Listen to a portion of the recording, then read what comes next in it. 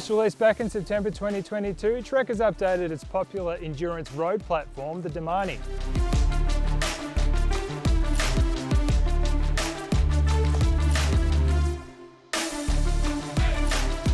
It brings with it a host of upgraded features, including a lighter weight, a more aerodynamically optimized frame, and a host of integrated features. In this review, we take you through the key updates to the platform, how those updates translate into ride impressions in the real world, and just who this bike is well suited to. Before we dive into the review, did you know that we've got a comprehensive back catalogues of reviews, buying tips, and buyer's guides, all right here on YouTube? Be sure to like and subscribe for more bike content from us here at BikeExchange. Now let's get into the review.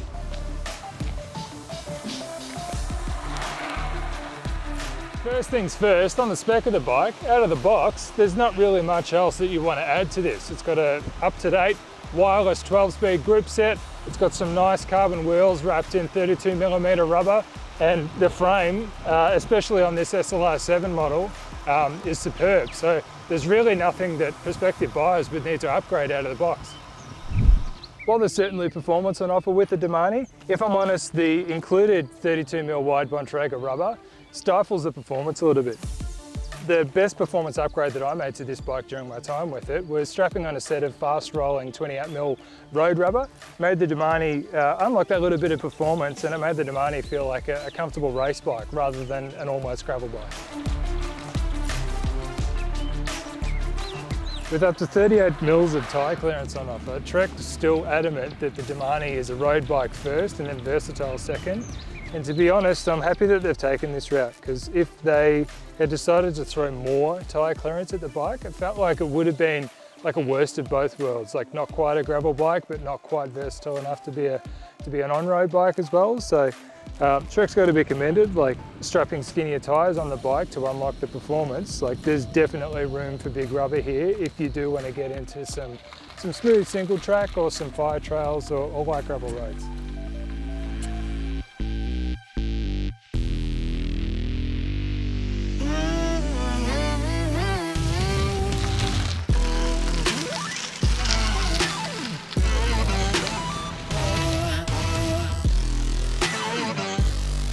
For those looking to push past the comfort and lean more into the performance element of the bike, you'll be well rewarded.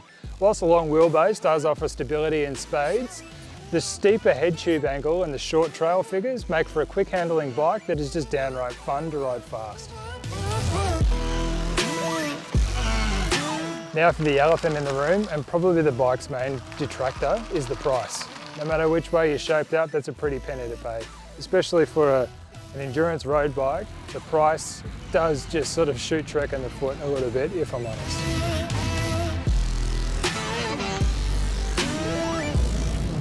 For me, my time with the Domane was a refreshing, enlightening and addicting experience. It didn't take long for the numbers on my bike computer to melt away. Not once did I look down at my speed, watts, gradient, time or distance elapsed. That just didn't seem to matter. What did matter was the hum of the tyres over the ever-changing road surface below, the whistling of the wind across the lush country fields, and the sounds of the birds, both seen and unseen, echoing off the trees around my local loops.